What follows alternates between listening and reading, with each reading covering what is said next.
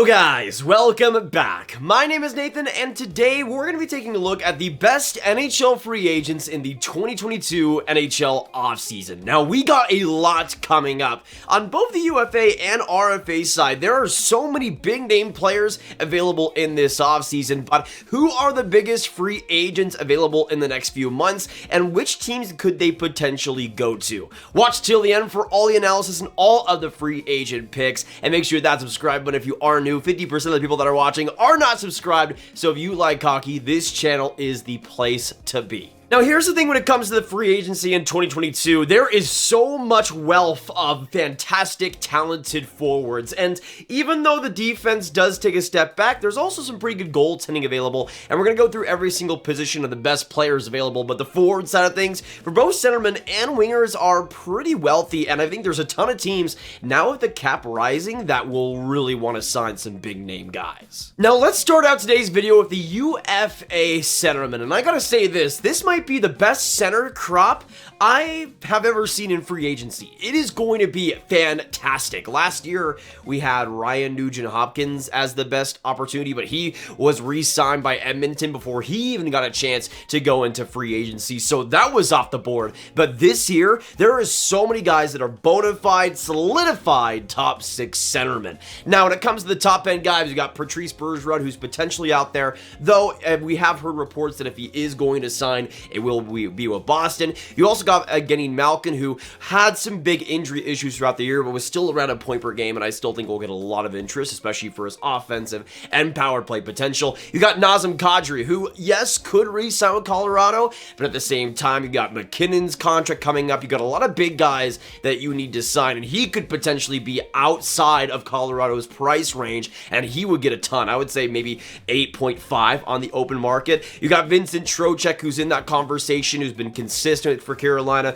Ryan Strome, who's putting himself in a good position and likely will maybe price himself out of the Rangers, especially if they have Andrew Copp solidified into their top six. You also got Andrew Copp as well with the Rangers, who's in that argument. I think Andrew Copp is a lot more likely to be re-signed by the Rangers than Ryan Strome is, but one of those two guys will likely be available. But you can see all of these guys are top six players and can play great at the center position. You got top end guys like Kadri, like Bergeron, like Malkin, so many big name guys that will get paid. As for the RFA centerman, we also have some pretty great options here, and again, we saw Kotkaniemi offer sheet last year, so we could see some more action this time around. You got Pierre-Luc Dubois as, I would say, the main guy there, but you also got Josh Norris of the Ottawa Senators, who would be a very interesting player there. Dylan Strome is in that conversation, Jack Roslovic is there, Kirby Dach is becoming an RFA for the first time, so some pretty good options, but really the UFA centermen take the cake. You got guys like Bergeron, Malkin, and Kadri, guys that will get a lot of money, but I would say especially Kadri, if he is available, that changes the entire landscape of free agency, because I think you could get a serious multi-year deal at supreme money, and he could be the highest paid free agent of this class. Now let's move on to the UFA wingers, and the UFA center crop is pretty great compared to especially prior years, but this UFA winger crop is insanity. You got top end scoring, you got more middle of the pack guys that can fill into top six roles on power plays, you got guys that'll be fantastic role players that I won't even mention in today's video, but so many different wingers that can fit every single mold you'd want, and I think this is one of the better winger crops we've ever seen.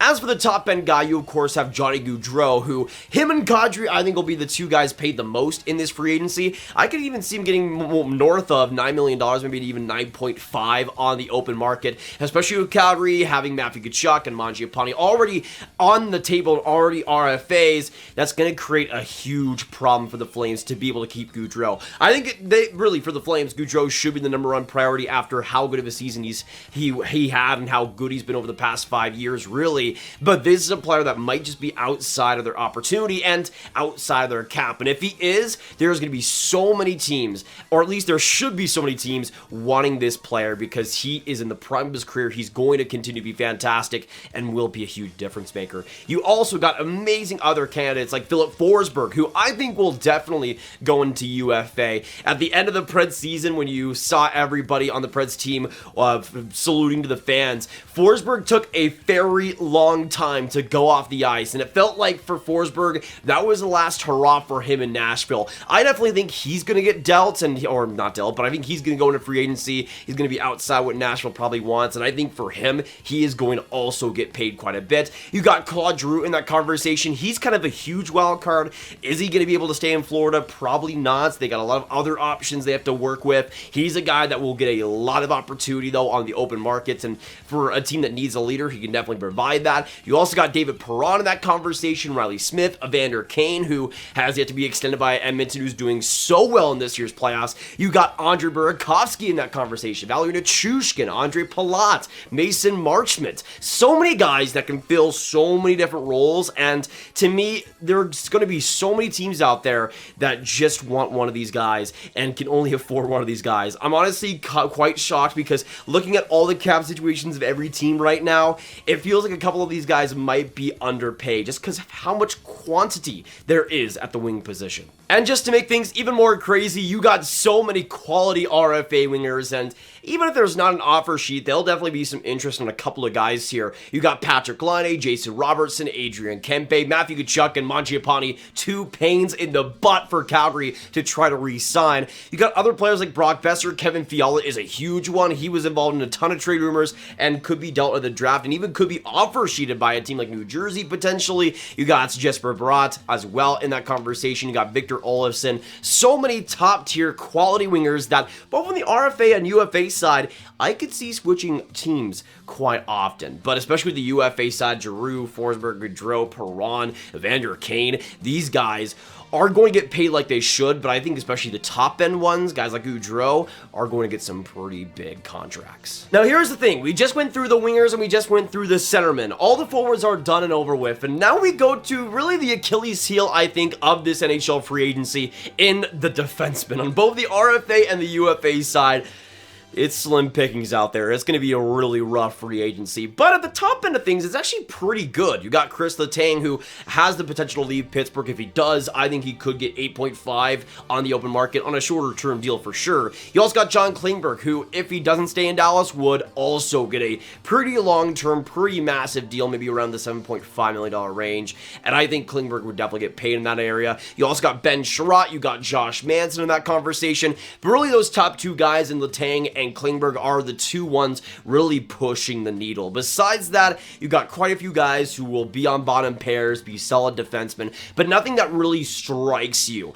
And in terms of top 4 defensemen, it's a pretty weak class overall. In terms of the RFA team, man, it gets a little bit better. You got Noah Dobson, Tony DeAngelo, Oliver Shillington, who's definitely going to be another pain for Calgary to have to work with. You got Sandin and Liljegren with the Leafs. You got Adam Boquist, Sean Dursey. Not a bad RFA D-man group, but again, I think the forwards are a lot more likely to be dealt either way. But I will say this, I think it does get quite a bit better when we look at the UFA goaltending, and I think when it comes to the goaltending, it's a lot better than what the defense is going to be able to offer, especially the top end. There's some pretty good guys here. When it comes to the UFA goaltenders, you got Marc-Andre Fleury, who I don't think is going to be re-signed by Minnesota, but we'll see what happens there. You got Ville Husso, who's going to be a humongous option goaltending-wise in this offseason. He's a guy, of course, with St. Louis, was running Jordan Binnington out of his job, but we'll see if St. Louis is able to keep him on the books. They might not be able to, but with how solid he was in the playoffs and consistent he was in the regular season, he could get quite a bit of security, I think, in this offseason. You also got Darcy Kemper, who has kind of an opposite story in the playoffs this year, hasn't been as good as he should,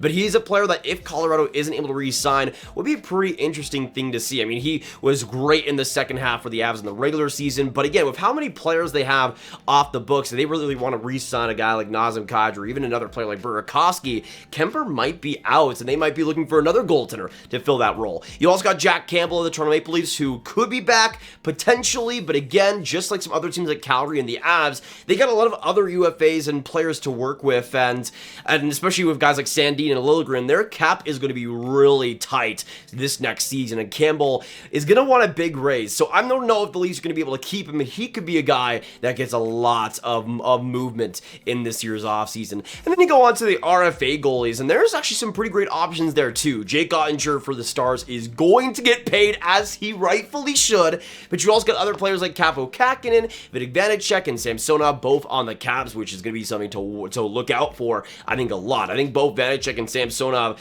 we could see some movement there. I think one of those goalies is going to be on a different team this next season, so those two guys are going to be ones to watch. But overall, the goalie crop is not too bad, and there are some excellent top-end options that a lot of teams will definitely want. But honestly, looking at the crop of both UFA and RFAs in this year's free agency, it's pretty fantastic. It might not be the best of all time, but there is so much in terms of top end and even lower quality players. There's a nice spread, and I think that's going to be really interesting to watch. I think we could see a lot of teams really change their identity in free agency this offseason, but especially when it comes to the forward side of things, there's so many options available, but especially for teams like Colorado and other teams out there that have a lot of players off the books, it's going to be a huge offseason for some of those teams. But I think in terms of the forward group, it's honestly a 10 out of 10. So many great quality options on really all positions, left wing, center, and right wing. The defense is definitely taking a step back, but you still got great options there like Letang and John Klingberg,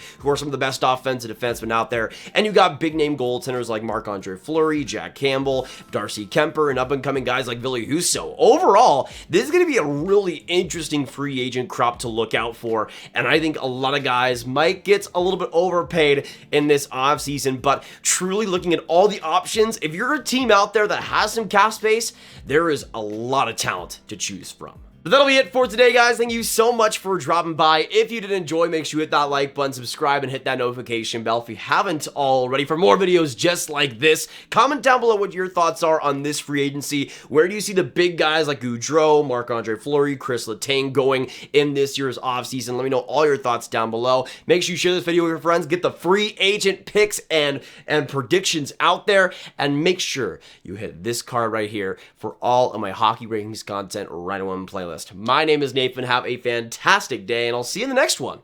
Goodbye.